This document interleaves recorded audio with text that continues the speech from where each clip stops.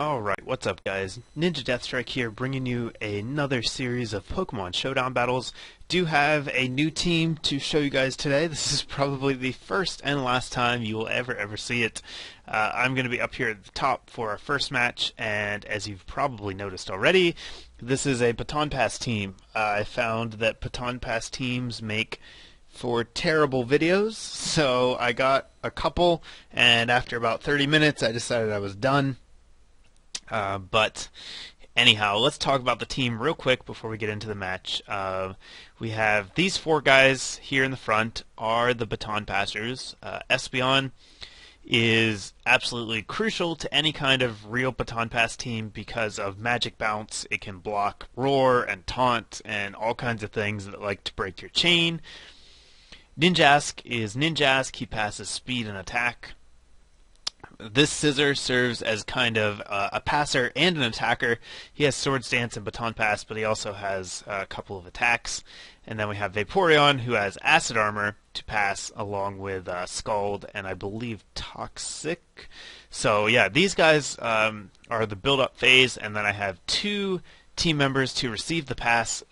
For the special side, we have Heatran, who's just big and bulky. Seems like a good Baton Pass target. And he also has Stealth Rocks just in case. Not that I normally have time to get them up. And the main attacker is going to be Black Kyurem.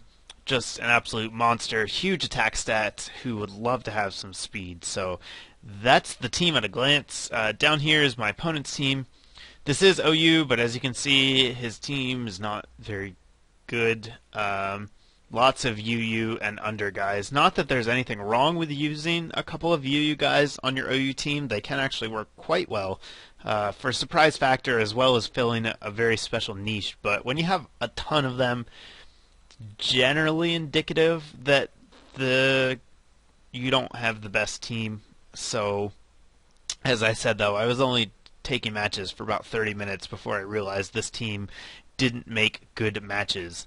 So anyhow, as far as threats for him go, you gotta watch out for Mamoswine because it threatens OU, and gotta watch out for Amoonguss. Make sure that I block it with Espeon, but that's really pretty much it. So let's go ahead and get into the match and see what's gonna happen. He is going to lead with Mamoswine as I lead with Ranger, the Shedinja, and yeah, not gonna take that Ice Shard, so I switch into Scissor to block it, and then just go for a Bullet Punch. Didn't want to risk him staying in and doing something, so I went for the Bullet Punch, even though it was fairly obvious. Slowbro comes in. Vaporeon makes a pretty good check to it. I figured a Flamethrower or a Perilous was coming, and Vaporeon's the best way to deal with that either way. So Crobat's going to come in now. As I get taunted, I do get a crit Scald, which is nice, but I don't actually feel that threatened just because I did get an Acid Armor up as he switched in, so it's going to be very hard for Crobat to hurt me at this point. And as Amoonguss comes in, I'm not too afraid of it either, just because the Vaporeon is pretty specially bulky. So my taunt ends, I'm able to Baton Pass into Shedinja, and yeah, set up a sub as he's forced to switch out. I knew I'd be faster, so I didn't have to worry about Spore. Crobat comes in here. Now I'm going to predict the taunt, go into Espeon to block it, and that works. He taunts himself, and then he quits. So that's going to be the first match, and that's why this team doesn't make good videos. They either quit early, or it's a giant sweep on one side or the other. Either the team works, and I just sweep everything, or the team doesn't work, and I get swept in return. So, not that great, but I did want to show it off since I spent time making it. Plus, all of my nicknames are based off of RPG classes, so I thought that was pretty cool. But I have one more match using the team for you guys. This one, again in OU, but again, not against a AAA OU team. I'm facing a Mono Ghost team, which looks fairly annoying, but, you know, like I said, not the best choice for OU.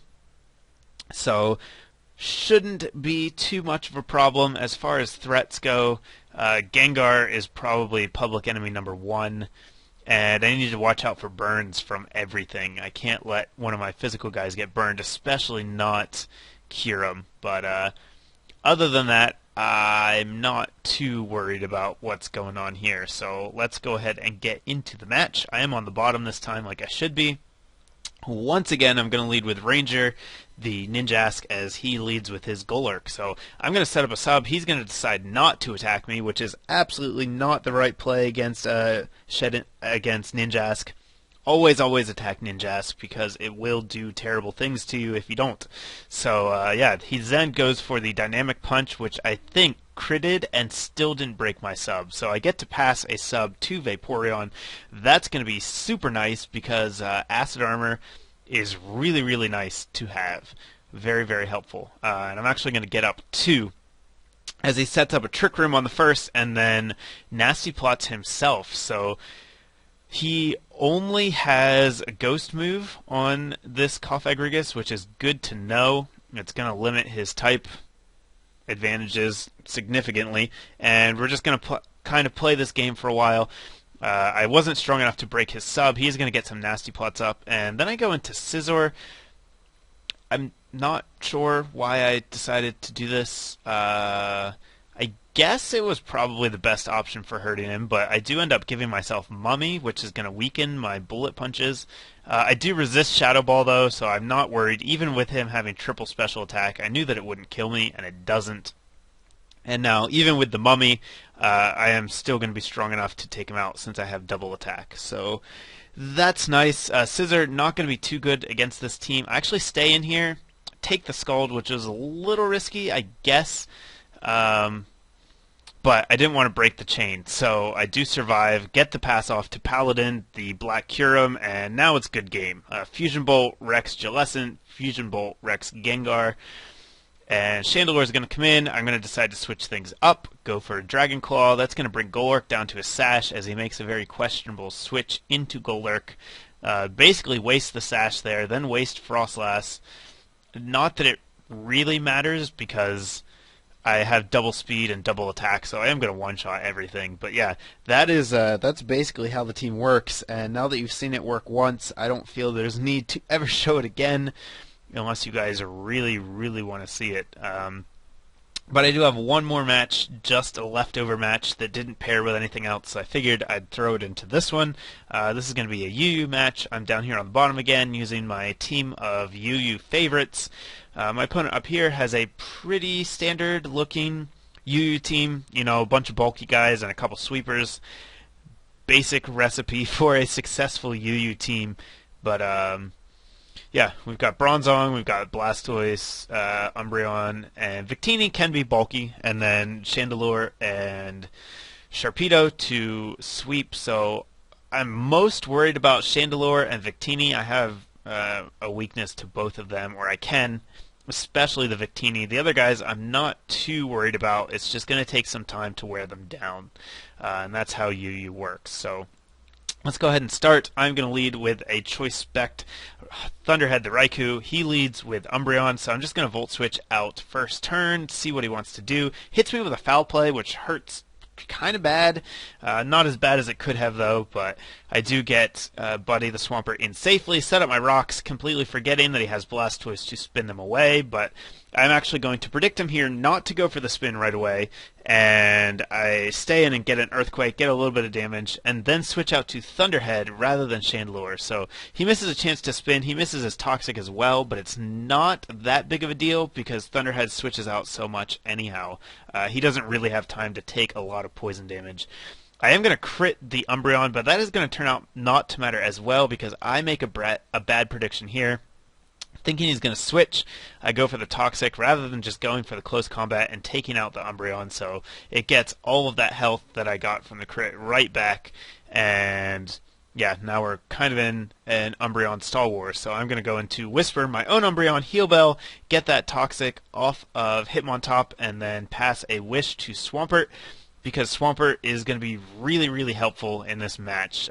He walls a lot of stuff, he does a decent amount of damage with Earthquake, and Earthquake hits everything but probably Bronzor, so I get a Roar here, force the Blastoise out.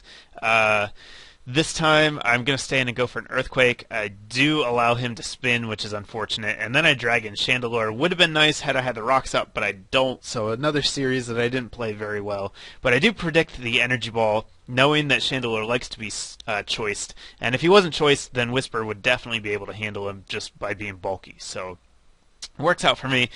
Make the right call, don't take a whole lot of damage, and then I'm able to force Blastoise out, which gives me a turn to set up my rocks against Bronzong. It's going to stay in and Gyro Ball me, which I couldn't care less about. Dragon Victini here, which is great. I want to drag Victini in as many times as I can because I need that Stealth Rock damage to be able to deal with it. Victini is, as I said, really threatening. So here, I'm just going to stay in and hurt Umbreon, and then roar it away. I was predicting him to switch to try and pass his wish there, so I stayed in to try and roar away the thing he wanted to get wished, but he actually stayed in himself and got his health back, which was, again, less than ideal. And, yeah, Victini is going to come in here, and I am going to Heal Bell as it switches in, and then throw up a Protect. I see that he opts for choice for Bolt Strike. I go into GJ Roomba here to get the Intimidate, and the fact that he sticks with it pretty much proves to me that he's choice, so that's going to be good information to have later. It means if I can lock him into Volt Switch again, Buddy is going to get a free switch in. But I do poison myself here as he switches in Umbreon thanks to Synchronize. But on the flip side, I do also finally kill the Umbreon. So that's the first piece of his team down, and that's going to be a big deal. And then I get to Sucker Punch the Victini. He does not see that coming at all. So DJ Roomba here is going to get 2 kills, which is amazing.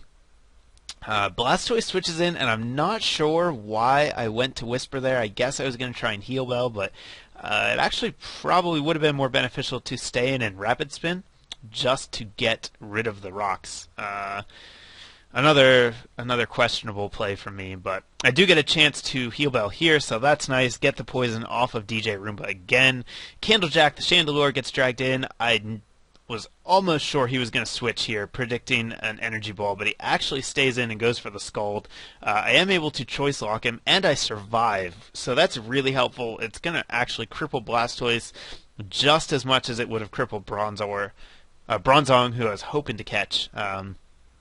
But it does take a lot of health from Chandelure. So now, if I want him to do anything, I'm going to have to spin.